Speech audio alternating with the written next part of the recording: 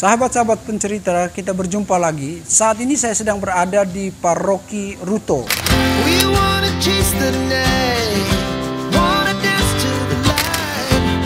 Saudara, kalau Anda melihat saya memakai pakaian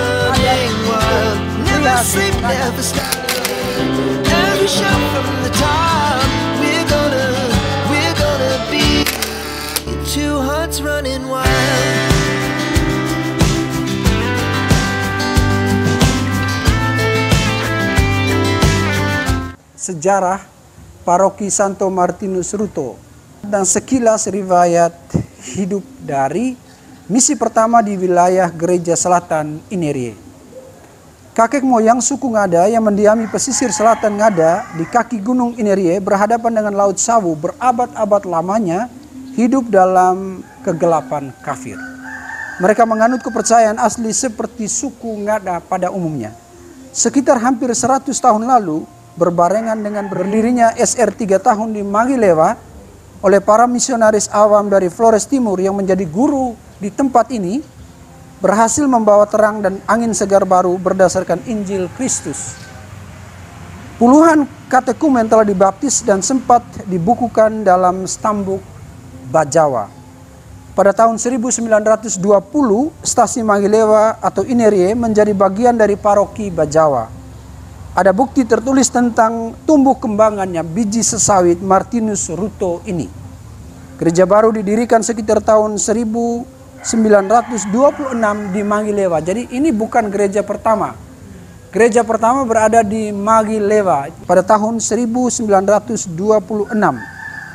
Misionaris Eropa, yakni imam-imam SWD, sangat berjasa dalam menaburkan iman di tempat ini. Dapat disebut dengan sederet panjang nama-nama mereka, antara lain Schulermer SWD, Pater Leo van Vel SWD, Pater W. Beyer SWD, Pater Momerstech SWD, Pater George SWD, dan Pater Koen Klaassen SWD. Tapi yang tak kalah pentingnya, sepasukan besar para rasul awam, guru sekolah dan guru agama telah dengan giat dan bersemangat membantu pastor mengajarkan doa, pengetahuan agama, mempersiapkan calon permandian, sambut baru, nikah, krisma, dan sebagainya tempo dulu. Nama-nama mereka dapat disebut sebagai berikut untuk guru-guru awam. Ada Bapak Christianus Nau, Yohanes Maxi Petrus Pedro, Guru Sama Bruno Nua, dan Max Nua. Sementara untuk katekis-katekis awal seperti Perengo, Mikael Mangu, Frans da Silva, Yohanes Wuda, Paulus Tuga, Gabriel Dua, Nico Delo, Ye Basenti, Andreas Rawi, Alo Roja, Hasue, dan Yohanes Patiploi. Demikianlah serombongan rasul awam yang berperan besar dalam pembentukan Paroki Ruto. Nah, pada pagi hari ini kebetulan ada Bapak Koster, saya ingin berbicara dengan Pak Koster kita. Sudah berapa lama Koster di sini? Tahun 96. 96 ya? 96. Terus 2001, 2002 saya istirahat. Oh, ini 3 tahun lalu kembali lagi 3 tahun lalu. Kalau boleh disebut, mulai Koster itu bersama Romo siapa? Ini Romo Idrus. Romo Idrus, lalu? Romo Idrus selesai, terus istirahat.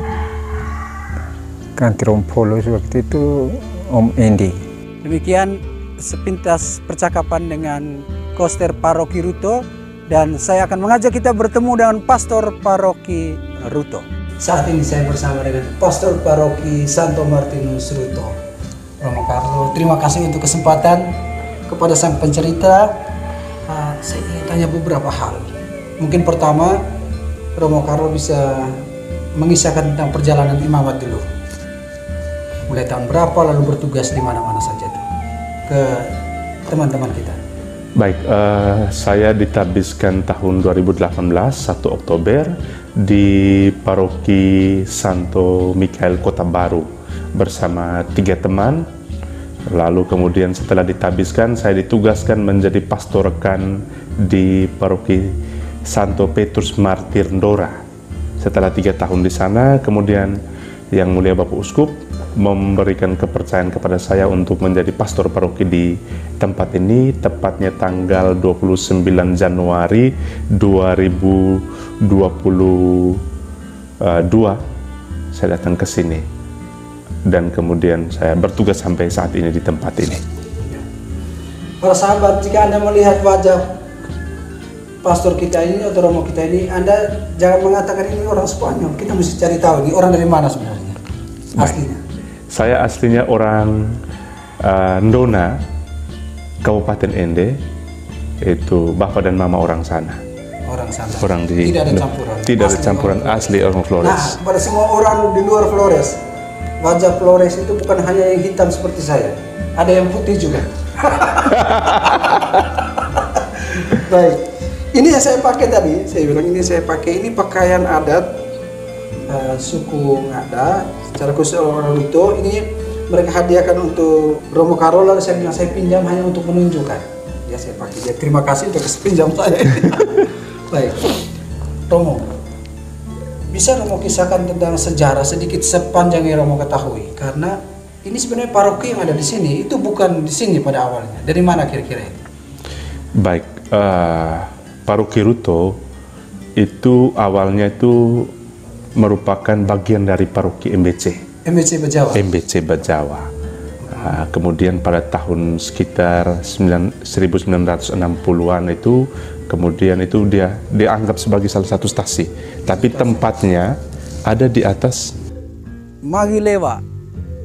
Ini sebuah perkampungan adat yang cukup tua di wilayah pantai selatan Aimere.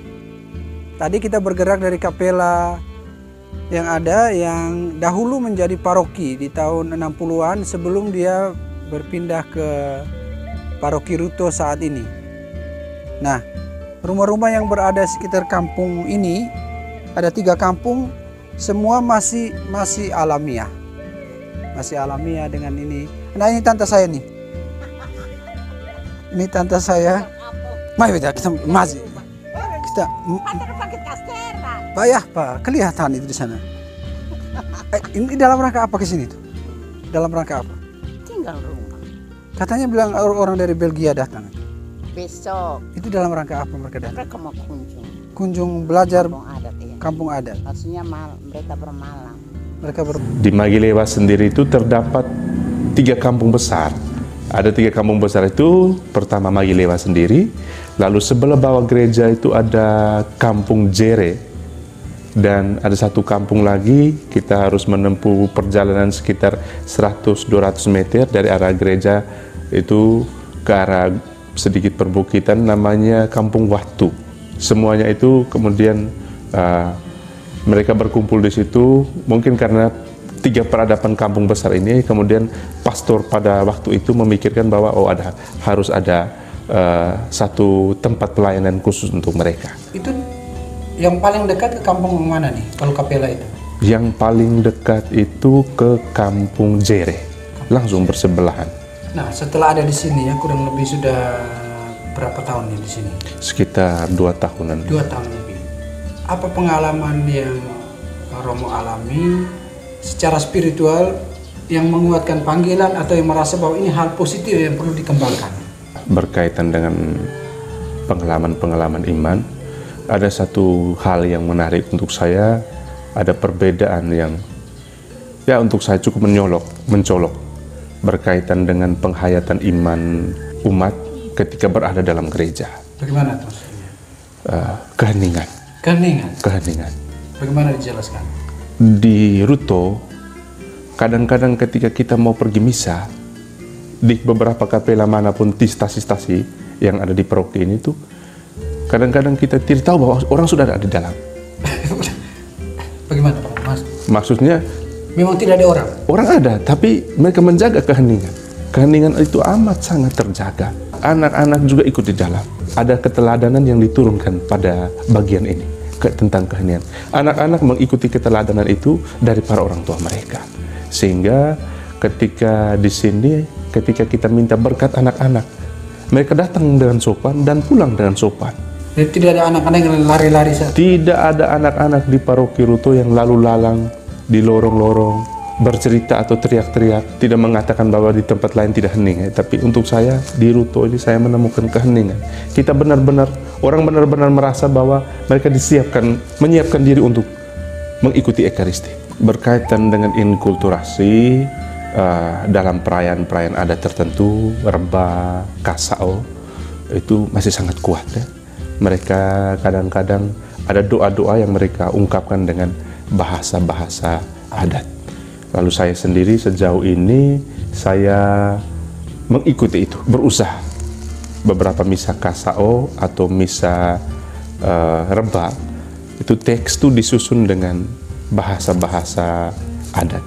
Biasanya saya dibantu oleh komunitas Karmel di Seminari Santo Paulus Matuloko. Mereka biasanya pada minggu-minggu pertama dan terakhir itu mereka membantu saya memberikan pelayanan di sini. Untuk hari Minggu? Untuk hari Minggu, sejak hari Sabtu malah. Mereka sudah datang dari Sabtu. Kadang-kadang mereka datang hari Sabtu misa sore, lalu 2 kalinya mereka misa di stasi luar. Sehingga dalam 1 minggu untuk ketika ada mereka, kami misa di 5 tempat. Selain dari Santo Paulus, biasanya juga ada pastor rekan dari MBC Bajawa, lalu ada romo-romo dari Puspas ND, dari komunitas-komunitas DND yang membantu saya di sini. Umat kita ini kan kadang tidak tahu apa yang dialami pastor secara pribadi ya. Nah, Romo kan sendiri di sini. Lalu bagaimana cara Romo misalnya berbagi pengalaman? Biasanya kalau dalam hal-hal pastoral, berpikir tentang kebijakan, keputusan, biasanya saya menemui beberapa imam senior berkaitan dengan itu. Tetapi ketika saya menemukan kepenatan, kelelahan seperti itu, biasanya teman-teman orang muda amat membantu. OMK, orang muda Katolik ini amat membantu. Mereka hadir hampir setiap hari bersama dengan saya. Ketika saya datang awal tuh saya bilang, saya sendiri di sini. Saya minta supaya karena kesepian itu bisa mendatangkan banyak hal. Nah, maka datanglah rame-rame dan juga datang sendiri. Datanglah rame-rame untuk menemani saya. Kamu datang hadir saja itu sudah menguatkan saya. Nah, dan mereka hampir setiap hari mengunjungi saya. Nah, kadang-kadang saya menanyakan kabar mereka atau tidak, menanyakan besok misa atau tidak. Nah, mengikuti mereka punya perkembangan. Lalu kami misa hari Sabtu saja, atau kami misa hari ini saja. Biasanya begitu, seperti itu. Sudah percakapannya tidak lagi seperti jaraknya agak jauh, tapi sudah seperti kakak adik. Lalu bagaimana Romo menciptakan pastoran ini untuk umat sendiri? Apakah mereka mengambil jarak atau bagaimana? Pastoran ini sendiri untuk saya merupakan rumah umat. Imam hanya menggunakannya dalam waktu-waktu tertentu. Ditugaskan sini, menggunakan, lalu berpindah lagi. Ini rumah umat. Umat bebas datang. Untuk saya merasa bahwa toh saya juga menerima pemberian dari Tuhan, anugerah dan rahmat itu. Sehingga untuk teman-teman orang muda, biasanya mereka yang datang ke sini, lalu sambil menemani saya, kami biasanya makan bersama. Saya tidak makan di kamar makan, saya biasa makan di dapur bersama dengan mereka. Selalu itu. Pastoran kita sudah baru ya, memang diciptakan supaya dia juga untuk umat datang ke sini. Ya, pastoran ini sebenarnya dia punya gambar tuh mengikuti struktur rumah adat Bajawa. Ada ruang doa. Itu maksudnya begini, kalau rumah adat Bajawa masuk pertama, kita langsung setelah dari pintu depan sedikit teras masuk, harus ada masuk mataraga. Nah, karena tidak ada mataraga di sini, maka saya menggabungkan dengan itu sedikit unsur orang Endelio, bahwa ada satu bagian kiri dari struktur rumah adat itu di satu nama itu tiang wisu. Wisu namanya tempat kami memberikan makan atau mengucapkan doa untuk nenek moyang, hubungan di situ. Maka saya menempatkan satu ruang doa. Kalau kita berhadapan dengan gini pastoran ini, berarti ruang doa ada di sebelah kiri. Itu tempat biasanya kelompok-kelompok doa, kelompok-kelompok rohani itu biasanya berdoa di situ. Ada Legio Maria, ada Santo Yoakim, ada Santa Ana, juga ada beberapa OMK yang kadang-kadang dalam situasi-situasi tertentu mungkin mereka bisa membutuhkan keheningan. Pastoran juga harus selain menciptakan rumah pribadi, tapi juga orang harus menemukan Tuhan. Ini total umat di sini berapa total? Total umat itu 6.500 lebih. 6.500 lebih. Situasi konkret ini kira-kira pesan yang utama kalau seandainya ada umat paroki Ruto di depan ini, atau orang Katolik di seluruh Indonesia ini, apa kira-kira ada kondisi secara pastoral akhirnya Romo itu sendiri? Karena apa? Karena kurang, Romonya kurang. Maka kira-kira pesan ada orang Ruto, ada keluarga ini, ada yang 1 anak, 2 anak, 3 anak mungkin yang sedang nonton. Pesan utama sehubungan dengan kenyataan itu apa? Baik. Pertama, saya mengulangi apa yang Romo khotbahkan tadi ya, ketika Romo misa di gereja, bahwa kecemasan orang tua ketika tidak memiliki anak, itu ada juga pada kecemasan kita.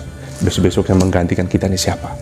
Menggantikan seorang imam untuk memimpin misa, melayani di suatu tempat. Saya merasa itu pesan yang menarik tadi untuk umat saya. Lalu yang berikut adalah saya minta umat saya tetap bertahan pada kedekatan mereka dengan para leluhur. Saya mengagumi hal ini. Saya mengagumi hal ini karena untuk saya ini tidak biasa. Karena mengapa sampai ke bahasa itu? Tidak biasa karena ada kebiasaan di rumah yang mengajak, bahkan orang tua dan anak-anak itu punya kebiasaan mendoakan. Contoh, saya beri satu contoh. Kalau misalnya misa, kadang-kadang tuh awal-awal tuh saya datang ke sini, saya dengar permisi intensi, kita mendoakan. Contoh, Bapak, saya sebut nama saja ya, minta maaf. Kita mendoakan kesembuhan Bapak Yohanes ini, Yohanes Kaju lah katakan. Kita mohon kesembuhan Bapak Yohanes Kaju. Intensi berikut, kita mendoakan kesembuhan Nenek Yohanes Kaju. Kita mendoakan kesembuhan Saudara Yohanes Kaju.